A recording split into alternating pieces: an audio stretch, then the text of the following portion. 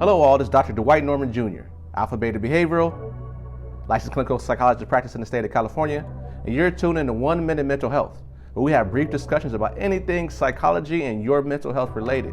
Today's topic is having that tough conversation with your children about race and racism.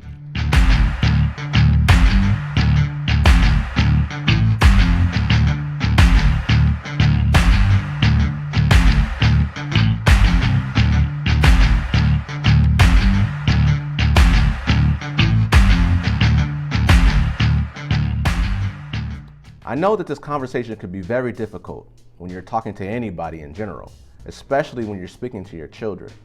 But it's key that you have this conversation early and often. Encourage your children to feel comfortable asking questions about things they just don't understand.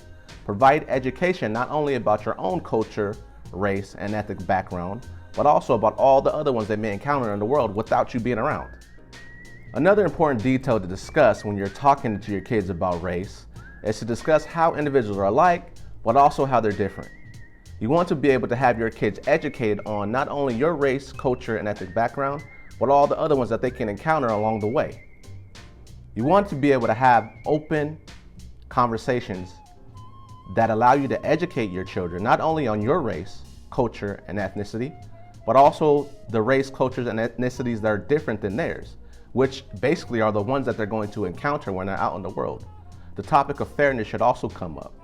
What is fair to each individual? How you're teaching your kids to react to someone that looks different to them, talks different to them, and acts different to them is very important when we're talking about fairness and talking about how you should treat someone that looks different than you. Inform your kids that it's okay to be different. It's what makes us unique. Everyone has their own special voice and they deserve to be heard. Also, role model the behavior you want your kids to display. How you act around people of different backgrounds, ethnicity, culture, and race are probably exactly how they're going to act or behave when they're out in the community. So be that person around them that you want them to be when they're not around you. Encourage critical thinking. Allow your kids to be able to think on their feet, have their own voice and their own opinion about what is going on. Add some scenarios in there when you're talking to them about different things and see how they react to them. Then that way you can actually teach, correct, maybe, and encourage more adaptive and positive behaviors. It's definitely time for a change, and I think it starts with the family inside the home. Having these conversations about race, ethnic, and cultural backgrounds early and often can help us succeed in making global change to defeat racism, sexism, socialism, and all the other isms that we really don't like. Everyone has a voice. Everyone deserves to have that voice heard equally.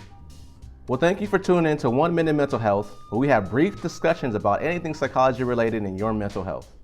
I'm Dr. Dwight Norman Jr., licensed clinical psychologist practicing in the state of California, founder of Alpha Beta Behavioral. If you want more parenting tips, check us out on the web at alphabetabehavioral.com. We're out of here.